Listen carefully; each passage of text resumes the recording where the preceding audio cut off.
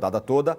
Mas, Arnaldo, o São Paulo, que ficou com a segunda melhor campanha, não sei se é exatamente o time a ser temido pelos outros, mas ganhou, está lá em primeiro lugar no seu grupo, segunda melhor campanha, venceu o Tajeres e teve a questão do Bobadilla e a sua acusação de xenofobia dele.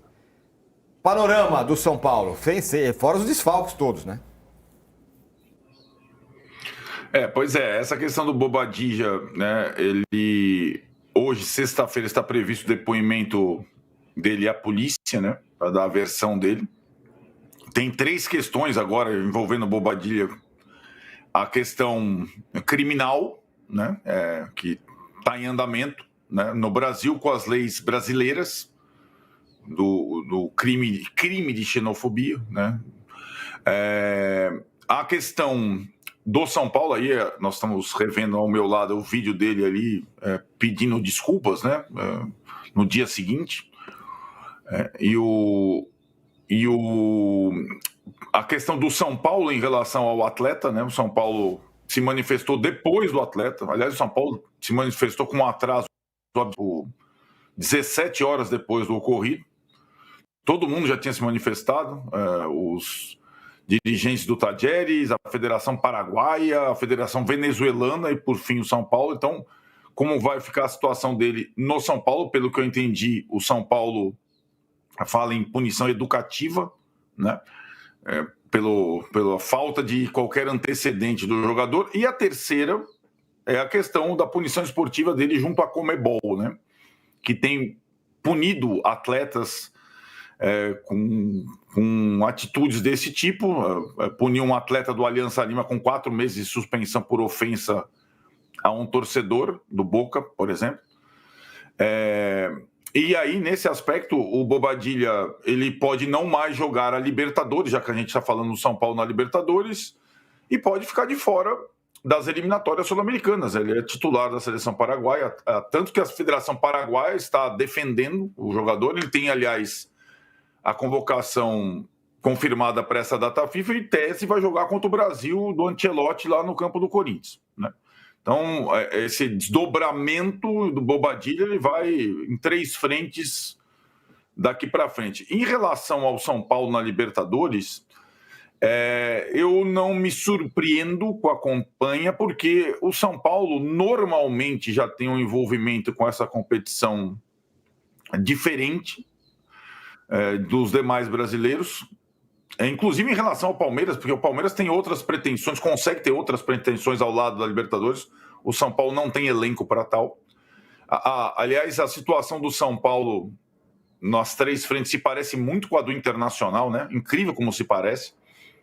Classificado nas 2 Copas com muitas lesões, trancos e barrancos, e sofrendo absurdamente lá embaixo, os dois, né? São bem parecidos.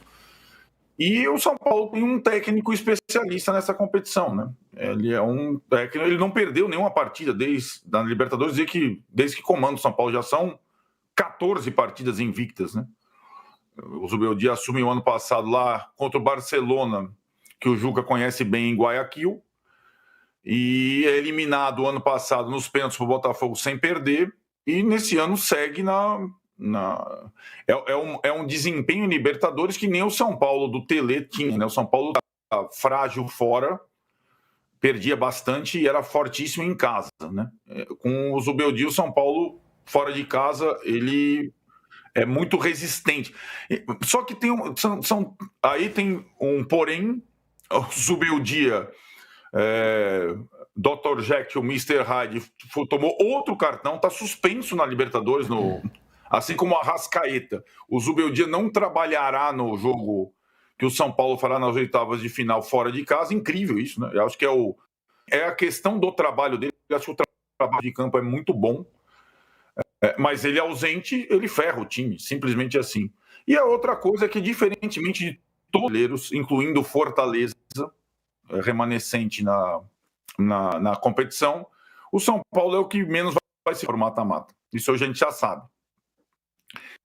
Que é um ano diferente, é um ano de contenção, o time não tem dinheiro para fazer contratações, o elenco está mutilado, o principal, que era capitão do time, também um cara que vivia a Libertadores, o Cadieri, não volta mais esse ano.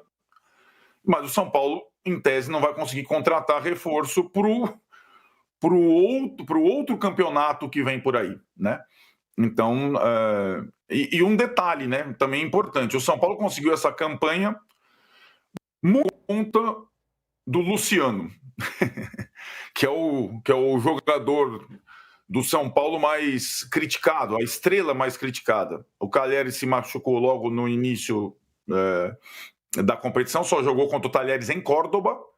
O Lucas se machucou, só jogou um pouquinho contra o Alianza em Lima.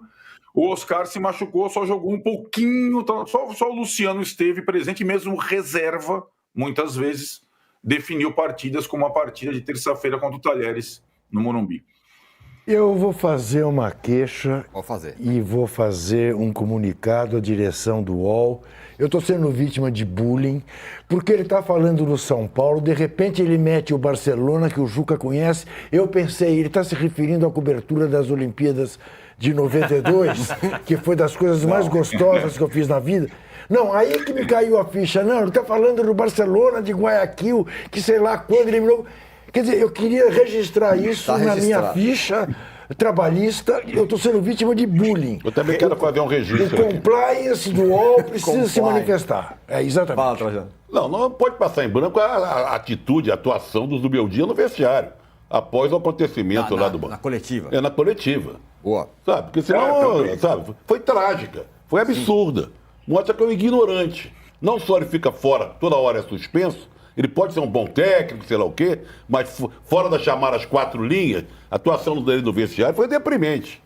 Foi deprimente e merece. E o São Aliás, a Independente soltou uma nota muito melhor que a do São Paulo, que o do clube. A torcida Independente, é verdade. E muito antes melhor. até, né? O São Paulo conseguiu demorar mais que a Independente. São Paulo demorou, foi postar só no dia seguinte sobre o caso do Bobadilla. Então, você tem razão, Trajano. Ele foi expulso, ele não quis falar sobre os cartões e depois não quis falar sobre a questão. Ficou ofendido. Ficou ofendido. Exatamente, ficou ofendido.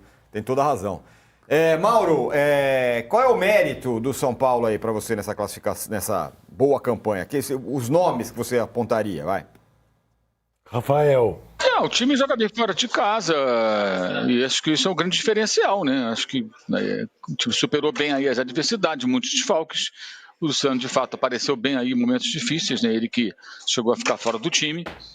O trabalho do técnico é um bom trabalho. Agora, eu acho que o grande diferencial é o fato do São Paulo ter conseguido fazer uma campanha fora de casa melhor do que em casa.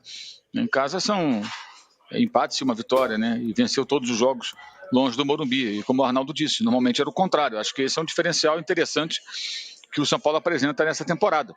E curiosamente, até no ano passado, ele acabou sendo eliminado em casa. Nos pênaltis não foi em casa, acabou não passando pelo Botafogo, quando esteve até muito próximo de conseguir avançar. Acho que ele encontrou boas soluções, vocês sempre falam sobre o caso do lado direito, aquela maneira como aproveitar o Ferrarese. Acho que o São Paulo conseguiu se definir de forma bem objetiva dentro da Copa Libertadores como uma competição peculiar, que tem que saber jogar, tem que entendê-la muito bem, e o São Paulo acho que fez isso de forma correta.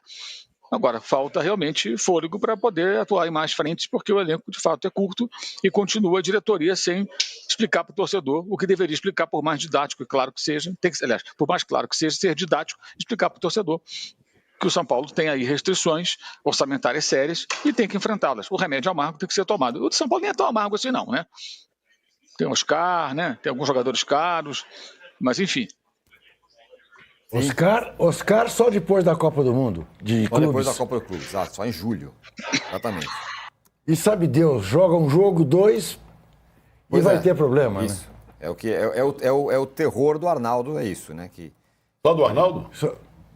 Não, você é o cara mais frio, né, âncora? Eu sou mais frio. Eu percebo. Exatamente. Você sabe que eu vou falar uma coisa que parece que não tem nada a ver uma coisa com a outra, mas tempo que eu estou vendo pendurado ali a credencial do Mauro. Isso. Né? E ontem eu estava vendo o João Castelo Branco falar, que mostra como é que é o comportamento do alemão, que ele está organizando, eu acho lá, o Mauro pode falar melhor, do alemão. Ele foi pegar a credencial, como essa do Mauro, chegou lá, estava João Castelo Branco, mas na credencial estava o nome, o Castelo Branco, tinha um hífen entre o Castelo e o Branco.